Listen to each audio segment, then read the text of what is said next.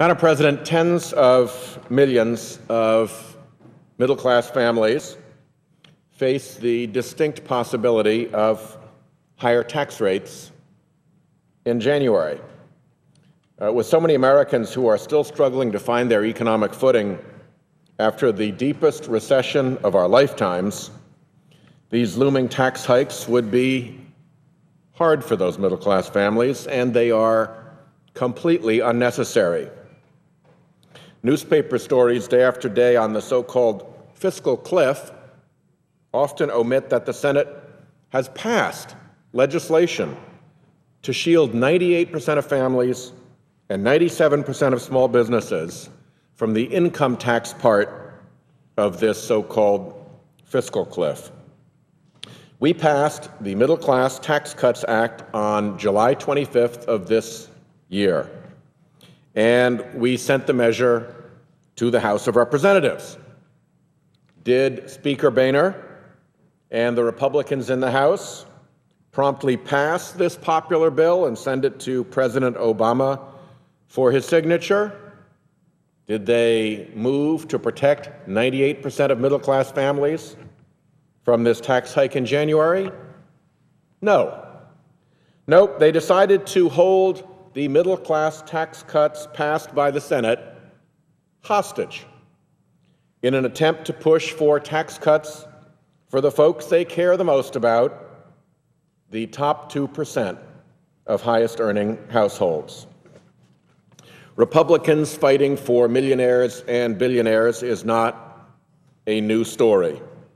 In 2001, President George W. Bush decided to spend a large portion of the surpluses he inherited from President Clinton to cut tax rates. Many Democrats opposed him then because the tax cuts were unfair, favoring the highest income Americans. To overcome that obstacle, the Republicans resorted to a parliamentary technique, budget reconciliation, a maneuver that allowed for passage of their tax cuts, but forced them to expire after 2010 at the end of the 10-year budget window. So we scroll forward to 2010. As 2010 ended, President Obama and many Democrats in Congress, including myself, wanted to extend the tax cuts for middle-class families, but let rates on income above $200,000 for an individual and $250,000 for a family revert to the Clinton-era levels. Our Senate Republican friends filibustered that effort, refusing to allow the middle-class tax cut without a tax cut for the highest incomes as well. Their hostage strategy worked that time, and the President and Senate Democrats reluctantly agreed to extend the tax cuts for 2 more years. So now the 2 years is up, and these tax rates are again set to expire. That's why Senate Democrats passed the Middle Class Tax Cuts Act in July. This measure balanced our desire to keep tax rates low for middle-class families against the urgency of addressing our national budget deficits. By keeping tax rates low for 98% of Americans and letting the tax rates go up very modestly for families earning over $250,000 a year, the Democratic plan would cut the deficit by as much as $1 trillion over the next decade.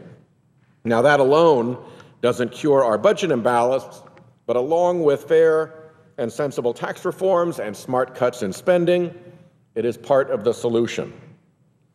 Let's be clear about one thing. The Middle Class Tax Cut Act would still benefit high-end taxpayers. Families making over $250,000 a year would pay lower tax rates on their first $250,000. So if a family made $255,000, they'd only see an increase on the top $5,000, and then only to the Clinton-era rates that were in effect during the 1990s when, as we all recall, our economy was thriving.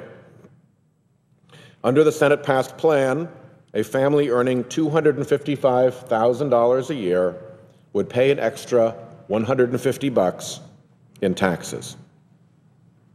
In opposing the Middle Class Tax Cuts Act, Republicans claimed that it would hurt the economy to raise tax rates on the top 2% of income earners. Speaker Boehner reiterated that line last week, saying, "It'll hurt small businesses, it'll hurt the economy." Well, that is vintage Republican political theory, but it's just not supported by the facts. In a recent report, the nonpartisan Congressional Budget Office estimated that extending the middle class tax cuts would boost our national GDP, our gross domestic product, by 1.25% next year. It said the economic effects of extending only the middle class rates are similar to those of extending all of the rates. Why? Because upper income taxpayers are less likely to spend their tax savings back into the economy. In other words, CBO reports we would get virtually no economic bang for our federal buck by extending the upper income tax cuts the Republicans are fighting for. CBO's analysis is confirmed by the experience of real-world business people. Madam President, I ask consent to enter into the record at the conclusion of my remarks an op-ed by former StrideRight CEO Arnold Hyatt titled, "Smite the Myth That Tax Cuts Create Jobs." Without objection. Mr. Hyatt founded a successful small business before selling it to StrideRight and then becoming CEO. He says, and I quote, "As every good businessman knows, the soundness of a company and its ability to create jobs do not rest on lower taxes or tax avoidance for the company or its senior management. It is a fiction," he continues, "pure and simple, that taxing so-called job creators will have an adverse effect on the economy." Mr. Hyatt goes on to explain, and I'll quote again, "In the years we were creating so many jobs, my federal income taxes on the top slice of my income were sometimes as high as 70%. But these rates never discouraged me or anyone else from hiring workers or growing a company. Today we're paying about half that on the top portion of salaries and fees, and a meager 15% on the big chunk of our income that comes from investments. That's why I and many other millionaires pay a lower income tax rate than many working American families." He continues, "Many millionaires never create any jobs at all. Those who do will create them regardless of the tax rate, and certainly won't be dissuaded by the small increase of about 5 percentage points that the president has proposed." He concludes this way, "The myth of millionaires as job creators being turned off by higher taxes is the creation of some members of the U.S. House and U.S. Senate who are funded by these same millionaires. They know little of what makes companies successful." That is the CEO of StrideRight Shoes. If we extended the upper income tax cuts for another year, it would add over $49 billion to the deficit. Even in Washington, $49 billion is real money, money that would have to be borrowed, adding to our debt problem.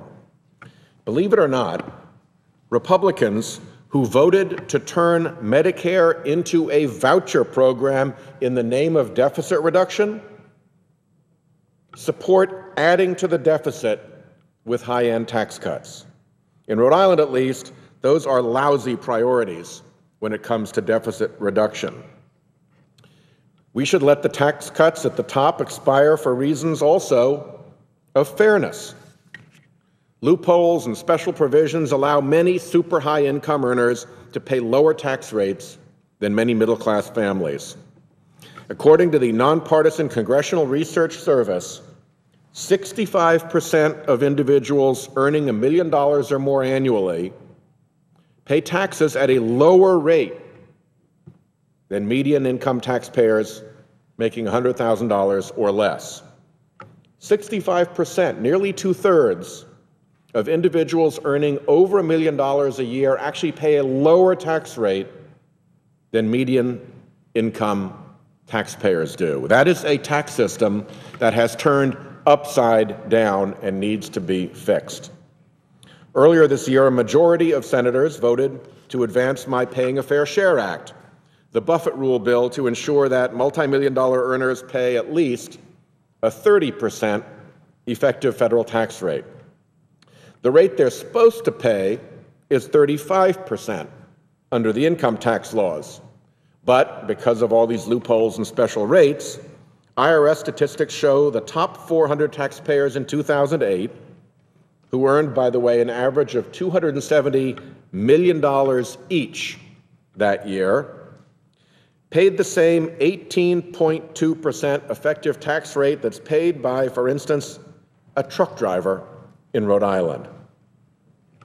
The single biggest factor driving this inequality is the special low rate for capital gains that allows, for instance, hedge fund billionaires, through the carried interest loophole, to pay taxes at lower rates than their secretaries and chauffeurs. If we let the tax cuts at the top expire, those rates revert to 20% instead of 15%. Now, 20% is still a low rate for someone making $100 million a year, but it's closer to what a middle-class family is expected to pay. In short, allowing the Bush-era tax cuts to expire for income above $250,000 is the fiscally responsible thing to do and the fair and proper thing to do. So why then hasn't Speaker Boehner called a vote on the Senate-passed Middle Class Tax Cuts Act? Well, because threatening middle-class families with higher taxes is their strategy to push for breaks for millionaires and billionaires. The hostage strategy, with the middle class as the hostages as Republicans fight for who they really care about. If Speaker Boehner continues to ignore the Senate-passed bill, I urge President Obama to stand firm on his opposition to extending the upper-income tax cuts. The American people support that approach, and we should not cave in to pressure. I'd also urge the President and congressional leaders to work to include the Buffett rule principles in any deficit deal. Letting the upper-income tax cuts expire and ensuring multi-million-dollar earners pay a fair share will assure the American people that we are working for them and not the special interests as we allocate the burden of addressing our deficits. I thank the chair. I yield the floor. I'll note the absence of a quorum.